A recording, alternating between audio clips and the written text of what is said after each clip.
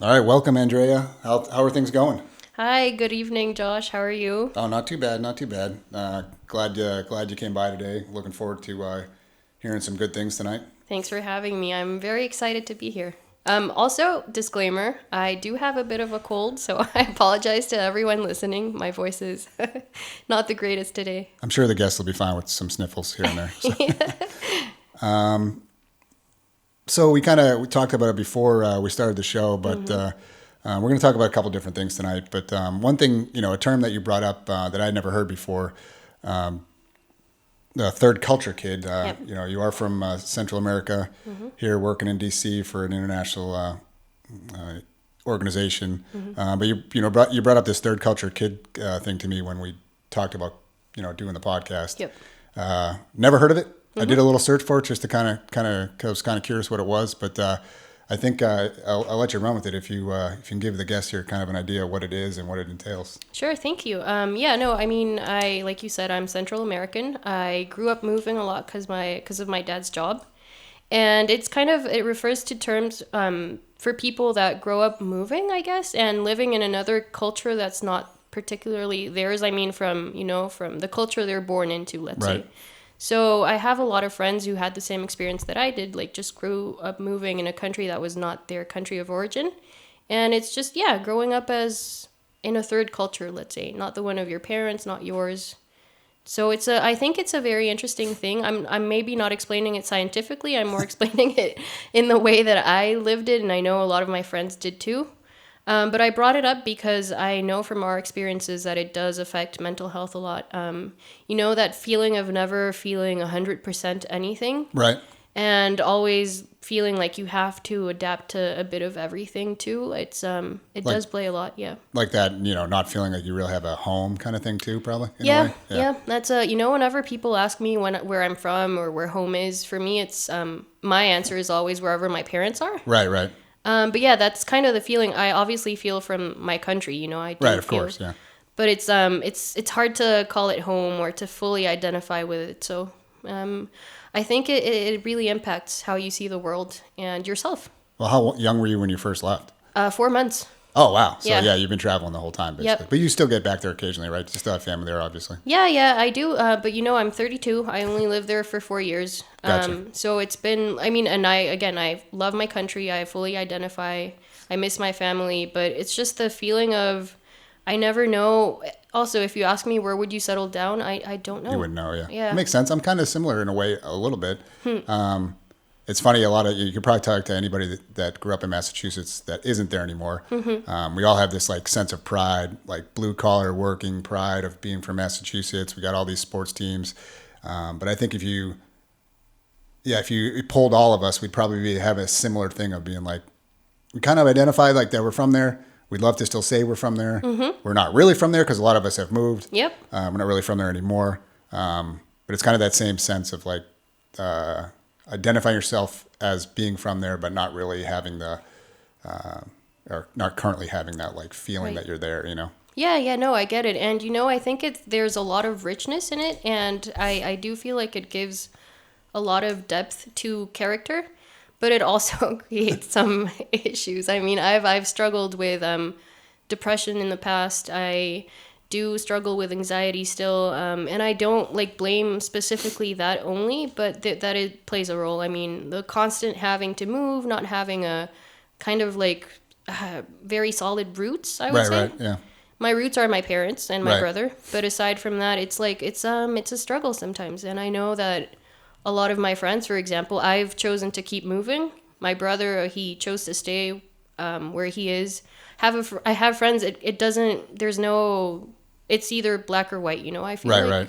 I mean, I'm not talking for every third culture kid. I can't do that. But for me and my friends, I think it's either they love to keep moving and they do that their whole lives, or they just stay somewhere. So it's an interesting thing, I think. Yeah, I think so. It's definitely interesting. I mean, I even have military friends that like I retired last year and a half ago. My whole goal was to finally settle down somewhere, but I have plenty of friends that are just the opposite, where we've moved our whole lives too, and they just want to keep going. And like you said, good or bad, there's no really right answer. Right. It's just kind of interesting. I do think of it sometimes though, or do we keep moving? Because, you know, I kind of liked that I moved a lot in the military. It was like a reset every few years. Yeah. And not to say I had things I had to run away from, but Yep. you could run away from problems Yep. easy enough if you did have issues. So it was kind of nice. You always had that little bit of, you knew in a couple of years you're gonna move somewhere, and there was a nice reset somewhere, which was good. And you know, it's not exactly the same because you know a lot of our military people just stay in the United States and don't get the chance to go overseas. It's not exactly the same, but you do experience different things. I think for you, like I would assume you'd agree with me. Like a huge positive is the experience of different cultures, which I wish, you know, we're in such a divisive time these days, and I just think so many people would have a different outlook on life if they could go somewhere Completely agree. completely different, see different parts of the world, good and bad. You know, see how other people live. I think it would just change the outlook on for a lot of people. So I think that's probably a positive of the third culture kid thing, moving around. Yeah. Yeah, I think I definitely agree with you, Josh. I mean, I think it's, like I said, there's huge richness in the whole lifestyle. But I do want to come back on something you mentioned, and it's how it can be like running away from things. I do feel like in my experience, for example, I for the longest time, I avoided having romantic relationships, like serious ones, just because I was so afraid to get attached to people in that way. I don't know, with friends it wasn't as difficult. So it's just like talking about mental health. That's what I mean. It's it really did play a part. Now that I do therapy and that I've been able to identify these issues, it did play a huge part in why I was so avoidant to, you know, and so reluctant to get into that kind of romantic relationship. So yeah, it's been a journey to understand how it affects. So yeah, it was the fact of, like, you know, always moving and never really having something stable. Yeah, that makes sense.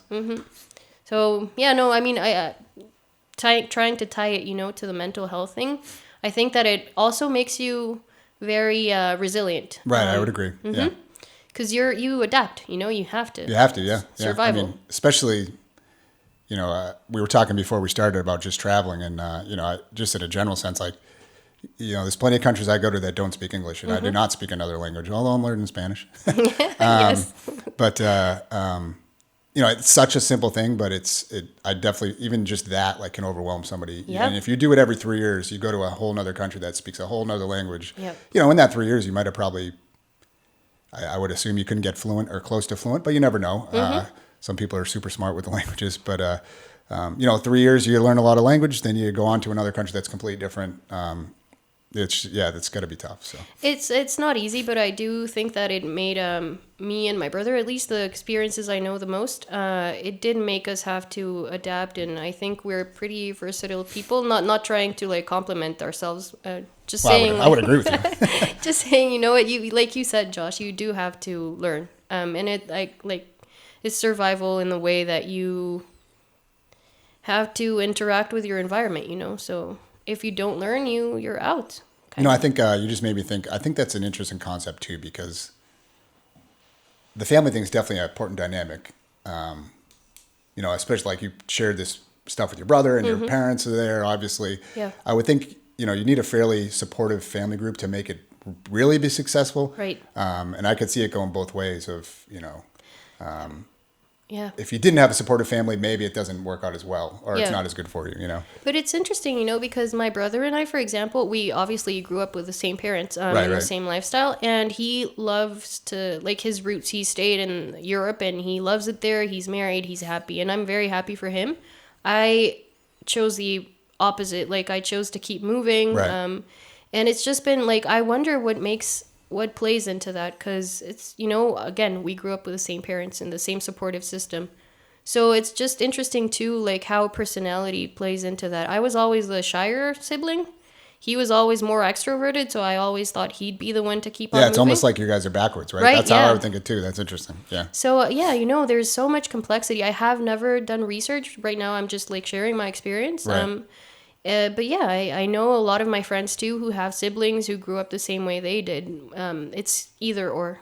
And I would assume, you know, like we mentioned, you work for an international organization. I would assume that a lot of your coworkers are the same. Yep. Or in some similar fashion, they've gone through the same stuff. Whether they're moved around as much, or at least, the majority of them are not in their home country anymore here in the States. So it's, it's definitely an impactful thing to have to go through. And it's, I would take it as a pride thing for yourself and all those people that venture out and try to do something good. Yeah, no, and I'm appreciative, especially for the solid family relations it gave me. Sorry, because I'm very close to my parents. I'm super close to my brother too. It's because we were always the core, It Right. was whenever we moved somewhere, it was always the four of us. So I think that made us more united. Is that a way to say it in English? Yeah, it made us more solid, I'd say, as a group. That's awesome. I guess it could go another way. Yeah, for sure.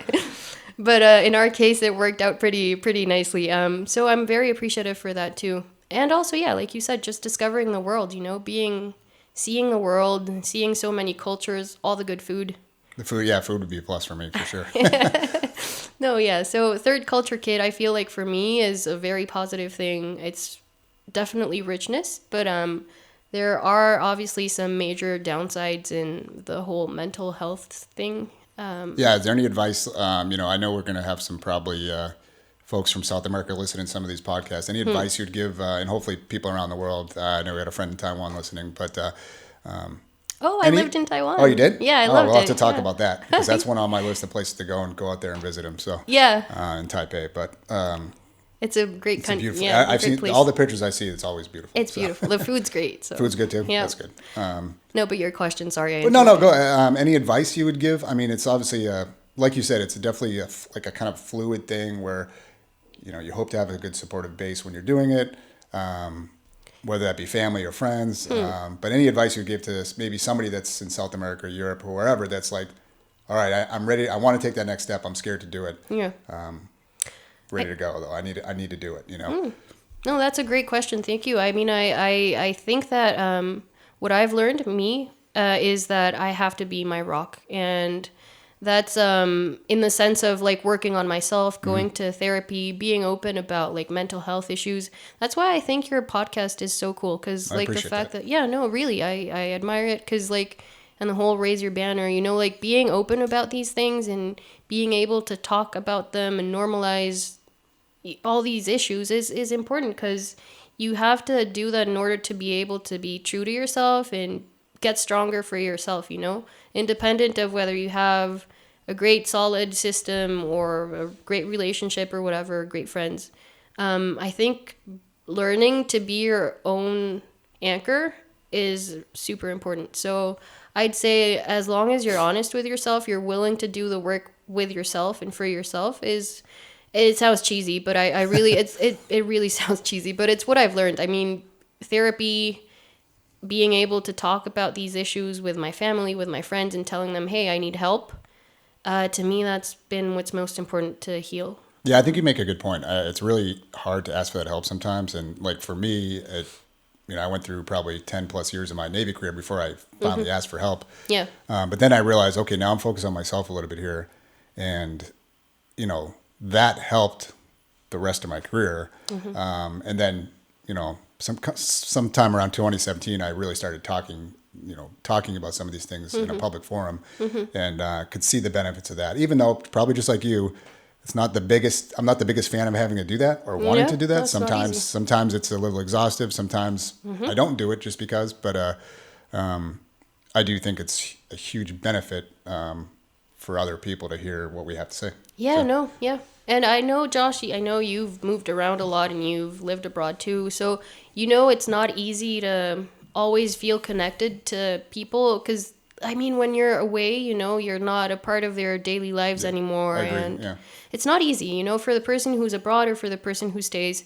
But I think people are always willing to be there for you. Again, I'm sounding very cheesy and I hate it, but it's just I've found that whenever I try to reach out, people have always been so kind and they've been there. So it's just like removing the stigma from being able to ask for help. Yeah. And that's kind of what we're doing here. Like I said, raise your banner to ask for help, right? Yeah. No. I count myself lucky where I also had a pretty supportive family growing up. I mean, I've left for the Navy, 18 years old, right out of high school. Didn't really know what I was getting into, but, my family's been supportive the whole time. I always had somebody to call, my uncle, my mother, my sister. And then I got lucky early on in my career. I met, three of the probably most amazing people I've ever met in my life. And we've stayed in touch our whole career, which isn't necessarily a common thing. We see each other 3 or 4 times a year, pretty much text nightly. And it's the nice thing. It's like a brotherhood where for me, it's like a sounding board, right? I can literally text any of them, no questions asked. They're not going to judge me, and we can talk about whatever we need to talk about. And it goes both ways. We all, do that for each other. Yep. But I count myself lucky that I had that. A lot of people didn't have that, or Yeah. a lot of people don't. And I think back to your kind of the moving around thing, I think we're both somewhat introverted, and I think that doesn't make it easy either, because you go to someplace else, it probably took a couple years in the first place when you're at someplace to, you make good friends, you get to know people, and then, oh crap, I'm leaving. And I got to redo all this again. The cycle just keeps repeating on itself, Yeah, it's really not easy. I think that was my main issue growing up. I think it's changed a bit with age, just because I've had to learn to be a bit more extroverted. Not that you can really teach that, but just to force myself a bit. And it was just very hard, Josh, because I do remember every time, like, the anxiety I would get whenever we would have to start a new day at a new school and new language or whatever. And my brother was always more like easygoing, so having him there was always a huge blessing, because he was very much more relaxed. But yeah, it's not easy. It does play into a lot of things. But and I think technology helps now. For sure. Now you're right, because now we can connect whenever we want, right? So like what you were saying, being able to message someone wherever they are geographically is it's great. I have friends all over the world. Sometimes my best girlfriends are in Africa. One is in Asia. So it's just great to have that the technology work in our favor in that way. Easiness of the connection, I guess. Yeah, it's what you were saying too. You can reach out to your friends too. So it's great, I feel like. But it's important. Well, even I'd say, I think, we do have I know people coin it as a mental health crisis, probably we say in this country, but I would say in the world. Yep. And I think like in a lot of professions, they're just not, the providers just aren't there, right? The numbers aren't there. But I do think technology is helping in that too, where, I started, for me, I've been going back to in person, which is kind of nice. I prefer it that way, but it's easy enough for me to say, hey, can we just do it via Zoom today? Yeah. Which I think is another piece of access, you could say that, not everybody has that or is lucky enough to have that and still struggle to get a provider and things like that. But at the same time, there's the access to providers is a little easier than it was before, No, for sure. And, even Josh, like, this will sound a bit silly, but it's something that really helped me in the beginning when I wasn't really doing therapy or more aware of my process, I'd say, is memes, like I on Facebook back then, now Instagram, I would see all these memes. I'm saying it right? Memes? Yeah, meme, yeah. Memes about like TCKs, so third culture kids. Oh, right, yeah. And it would crack me up, and I was like, so I'm not alone in this feeling, not just me, right? Yeah. Because when you're a teen, like memes were like, oh my gosh, yeah, so see this is us, So that's fine. Yeah, that's how I was able to start like getting into the whole TCK thing, and it's just, even like to put some humor on it, it helps. It's just humor is to me, I agree. Humor is a big helper for sure. Yeah, it makes it easier to talk about things, even maybe when you're starting, it's easier to do it through humor. Yeah. So I don't know, like you just made me think of that. Like, are there any? You made me think. Are there any official third country things out there? Third country kid things out there? Yeah, like groups and stuff. Yeah, I was part of. I don't use Facebook anymore, but for the longest time, I was a part of a group, and I made a lot of back then virtual friends. I'm not really in contact with anymore, but they really helped me as a teen. Like having someone who would understand you, and just be able to reach out to them virtually. It was really nice. That's awesome. So yeah, I know there are. I still follow a few pages, but no, I go to therapy. So but back then, no, that was very definitely helpful. So. Any other last parting words for the third country culture thing before we move on to another topic? No, so grateful for it though. No, I appreciate it. And like I said, learning moment for me when you brought it up when we originally talked about doing the podcast. I was like, what is this thing? But definitely an interesting concept. And even from my standpoint of like, I did 22 years in the Navy, and it's kind of like you're in your own world, and sometimes you have these blinders on and you don't realize other things. Even though I've traveled the world, I've got to experience so many other cultures. It's sometimes you still find yourself in that tunnel vision, right? And it's like, I've never heard this concept before, but it's very similar to what I've been through in Yeah. other things. And I was like, okay, another, you learn something new every day, I guess, like they always say. So I think it applies to a lot of us in the end, like to everyone who's lived abroad or had to adapt to a new culture. I don't think it refers specifically to kids that grew up in a. So I think it's a really nice idea in the sense that it does hit it home for a lot of people. for sure, for sure. Another topic we both, I think, enjoy is the mental health kind of coupled with pets and stuff. Oh, yeah. For the longest, I didn't really grow up with pets. We had birds growing up. Okay, cool. No cats or dogs. I never was really a big pet person. I didn't. I didn't really understand the benefit of it. I got the first cat who's still with us, Brody. Oh, I love him. He's awesome, right? I He's got him a in great- 2007, and wow. I realized the importance of it. Having to first start go through some of my mental health stuff. Then, I always found it interesting to come home, and it was he always had a calming effect on me. Yeah. Just let me sit on your lap and veg out for a second. And Yep. unwind and disconnect from all the crap that happened that day. No, for so yeah, let's talk about that a little bit. You have a dog, right? Or I do. dogs? Two dogs? Just one. Just one? So. Yeah, she's a rescue. I got her 4 years ago in Mexico. What's her name? Milou. Oh yeah, Milo. I know you Yeah, told me that before. yeah. so. She's it's the name of a Belgian character, comic cool. character. He goes on a lot of adventures. He's a bit of a controversial character. I didn't know that back then, but his dog's name is Milou, and he goes on adventures with him. And I lived in Belgium for a long time, so perfect. I wanted to pay homage. So how'd you end up getting them? So she, her, sorry. yeah, no, it's fine. She's through a friend. She knew someone who rescued dogs in Mexico. She would go around driving in Mexico City, and she found dogs and would foster them and then try to find them homes. And I was going through kind of a bit of a rough mental patch there, and it was also COVID. I was stuck at home. I Right. wanted to just have company in a way, and I knew that she would help me get out more and do exercise. Also, if you had pets in Mexico City, you could go and walk around. Oh, that was good So- during COVID. Yeah. Yeah, COVID, we were full lockdown. So I just decided. I also always thought I wanted to rescue, adopt like you did too, right? Right. Yeah. Rescued. Both were rescued. Yeah. Yeah. So I don't know. I always knew that if I got a pet, I wanted to do it that way. And she's become, like you said, just a calming, comforting presence for me. And I feel like, I'm sure you'll agree, they're friends, they Oh, become for sure. part Yeah. of you. Like, she's been with me through some of my roughest moments. Yep. And again, I'm sounding cheesy, but Yeah, she but it's really the has. truth. Yeah, she really has. And she's always been that, I guess they don't really have a choice, but that loyal companion, yeah. I'm just really thankful for the role she's played. Also, forcing me to be dogs have to go out for walks. And, That's true. Yeah. That's a plus, right? Yeah. If you do the dog thing. Yeah. I guess you don't take your cats out. No, I tried it a couple times. It didn't really work out too well. Oh, they have. I had him on a harness a couple times. Oh, they but, didn't like it. He didn't mind it. The other cat won't even let me get the harness on, so she's out. She's out. So No. So it forces me to be more active, more social too, because when you're out walking dogs, you kind of have to say hi if they stop to talk. that is true. Like I noticed that in DC, a lot of dogs. I mean, there's all these apartment buildings here. Mm-hmm. A lot of people with dogs. You see them out all the time. I always try to say hello or something like that. Yeah. But and I think when you're a dog owner, it's probably even more like it's like a greeting, right? You want to greet the person, and the dogs greet each other. It's kind of like, hey, how's it going?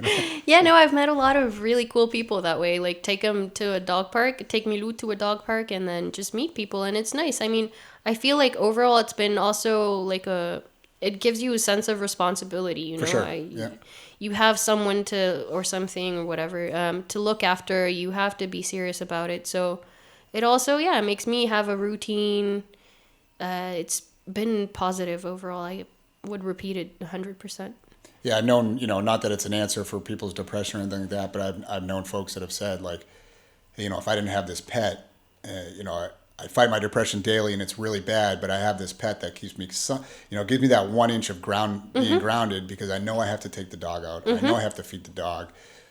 So whether I don't care about myself because I'm extremely depressed, but I have this other thing the other animal that I need to take care of, and it kind of helps in that. I've known it helps in that respect. So. Yeah. Even I've had days, Josh, where I struggle to get out of bed or just it sounds dramatic, but even take a shower, whatever. Yeah. It's there. I've had days like that, and just the fact that I know I have to take Milou out for a walk or give her food or make sure I'm not gonna go out like in my PJs, like looking like a crazy person. I mean, so A lot of people do though. So. no, yeah, I don't judge. I mean, I'm saying just because I wouldn't be able to do Yeah, it, yeah. so I have to really get up and try to, get myself ready to go out. So it does help a lot, and just also when I have rough days and I'm crying, I don't know, I feel like they do sense kind of. Oh, for sure, 100%. I agree. Cause she I don't know, she just comes and lies down next to me, and just that presence there, it helps. Yeah, well, Sure, I'm pretty sure my cats have seen ghosts, so if they can see ghosts, I know they can sense me when I'm not having a good day. Oh my god, how do you know that? I don't know. I lived in when I was in Connecticut, I'm almost positive I lived in a haunted house. There was stuff happening all the time. The cats would just stare for hours at nothing. Oh my god, no, it wasn't the best. I for really, sure. I really hope they didn't see ghosts for you.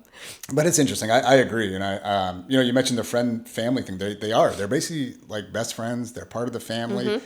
Like I can't imagine not coming home to the cats. Like it's just a normal thing to come home, sit on the couch, and the cats are there. And I do agree that it's a huge plus for my mental health. You know what I mean? Yeah, So, no, and for me, like the wagging tail, again, cheesy, but Yeah. getting home to her little wagging tail and just like her being so excited to see me, it's like it's cute. It makes you feel for sure. good.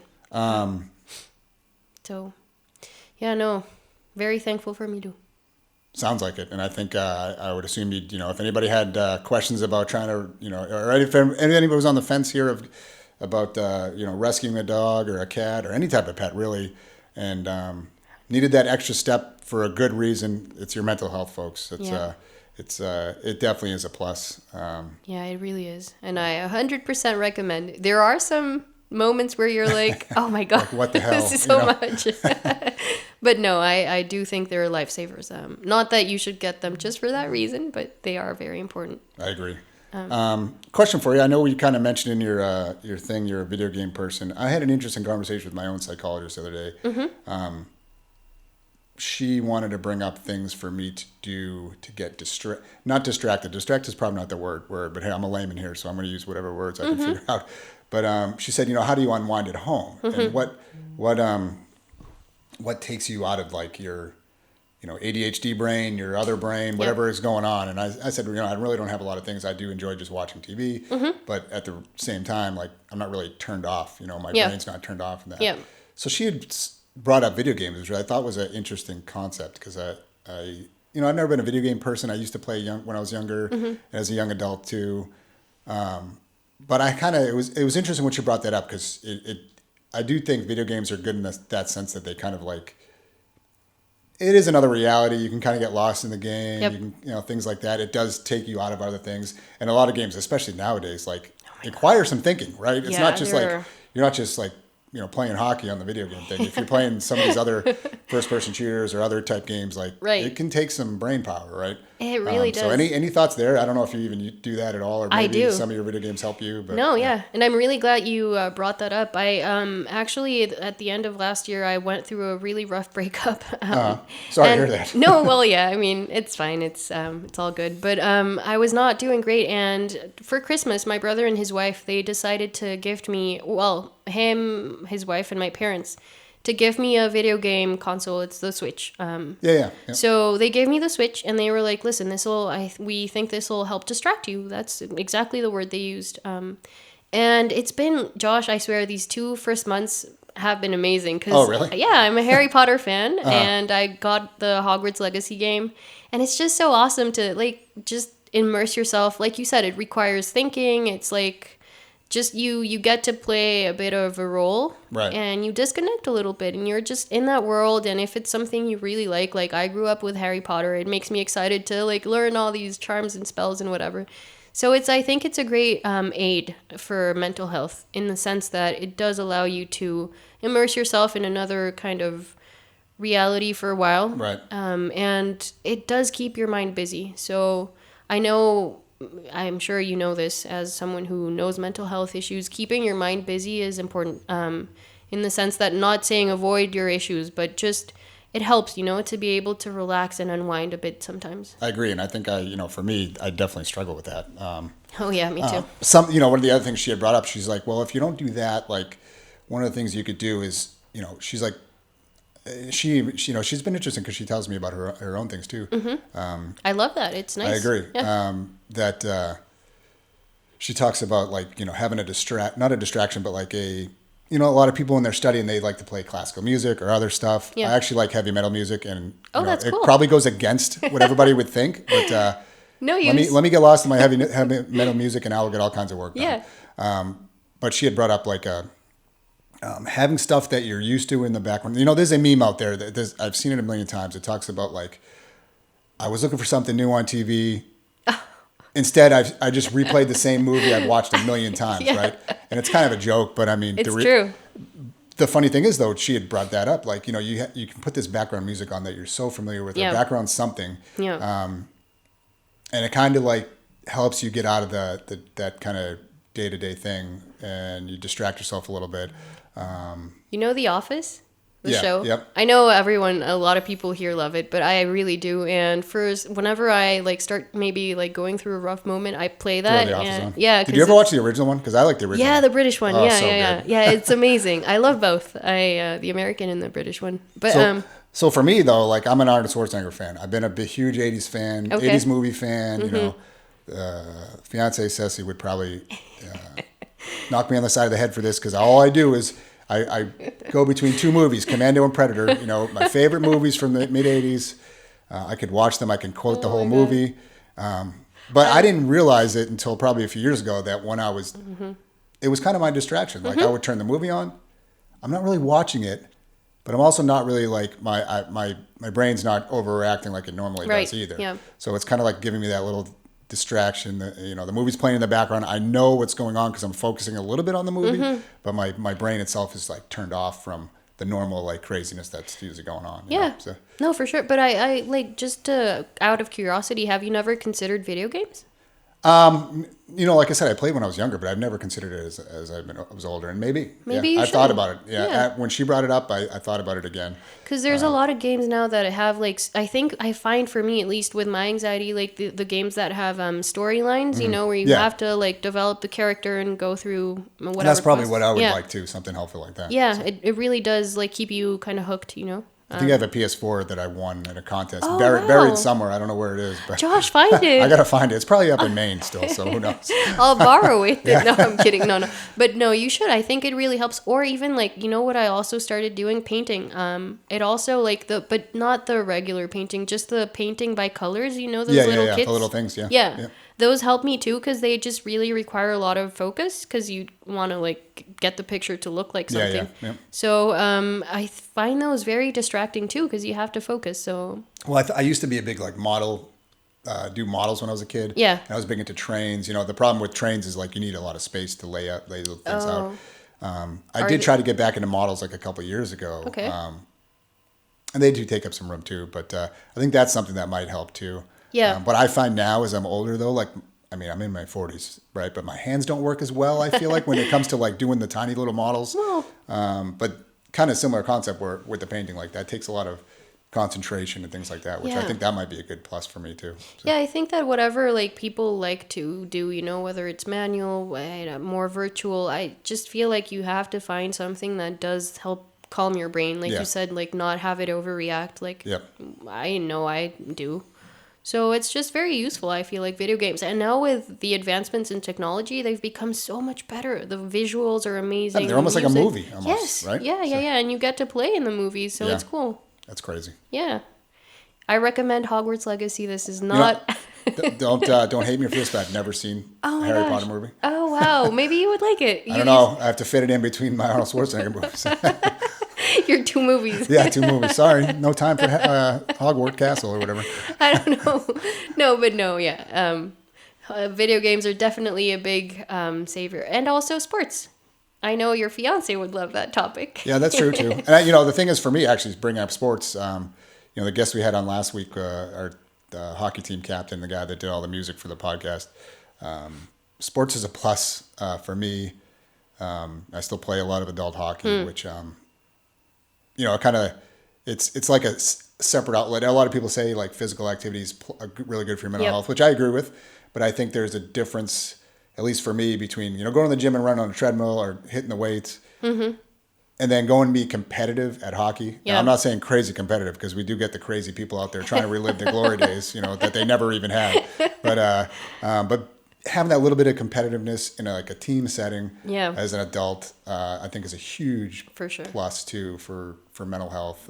For sure. As long as you don't take it too far. Yeah, no, for sure. And I'm going to say something that might sound really crazy, and I'm sorry for this, but like for me, it's been boxing.